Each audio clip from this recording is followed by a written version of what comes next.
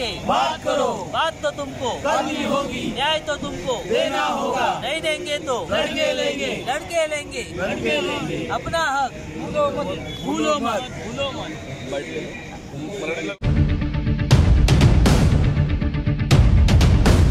नाव संघ फौज आणि काय तुमची मागणी हे बातमी महाराष्ट्र राज्य चतुर्सेनी कर्मचारी संघटनेचा मी सरचिटणीस आहे परा गाडीवरेकर। आज उपोषणाचा आमचा दुसरा दिवस आहे। आम्ही उपोषणाला बसल्याचे 3 विषयांसाठी। पहिला विषय आमचा खाजगीकरण रद्द करा।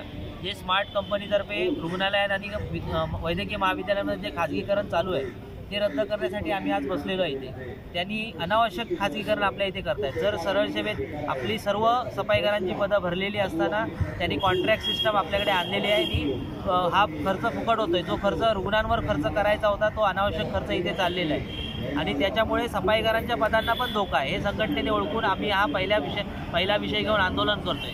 दुसरा विषय आमचा बदली कर्मचारी। 1985 पासून 90 पासून जे बदली कर्मचारी कार्यरत आहेत ते आता 10-15 वर्षापासून सुद्धा कार्यरत आहेत आणि ते रिक्त जागांवर काम करत आहेत। त्यांनी कोविडमध्ये सुद्धा प्रामाणिकपणे काम केलेले आहे। अशा कर्मचाऱ्यांना सरळ सेवेच्या भरतीमध्ये बाजूला करून ते तिथे सरळ सेवेची भरती करणार आहेत। त्याच्यामुळे त्यांचा रोजगार जाणार आहे। तर रोजगार जाऊ नये, त्यांची पदं वगळून भरती करावी ही मागणी घेऊन आपण आंदोलन करतोय। तिसरी मागणी आपली जे रुग्णालयांमध्ये फेब्रुवारी-मार्चमध्ये एका परिचारिकेने एका कर्मचाऱ्याला मारहाण केली। त्या मारहाणीनंतर तेथील स्थानिक संघटनेने वारंवार पत्रव्यवहार केला, परंतु त्याला कुठलीही दाद शासनाने दिली नाही, प्रशासनाने दिली नाही।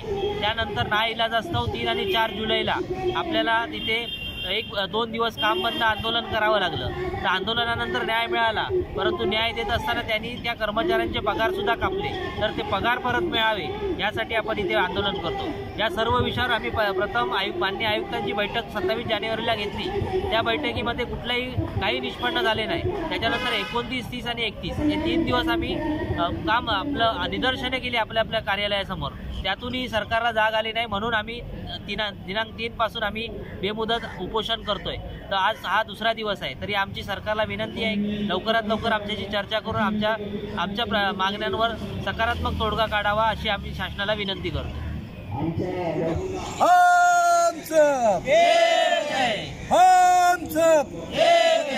हमारी यूनियन हमारी यूनियन हमारी ताकत, हम सब एक है, हम सब एक है, हम सब एक है, हम सब एक है, हम सब एक है, हमारी यूनियन हमारी ताकत, हमारी यूनियन हमारी यूनियन। देश दुनिया से जुड़ी खबरों को देखने के लिए नेट 7 न्यूज चैनल को सब्सक्राइब और शेयर करें और बेल आइकन को प्रेस कर दें ताकि आने वाले खबर आपको सबसे पहले मिल सके।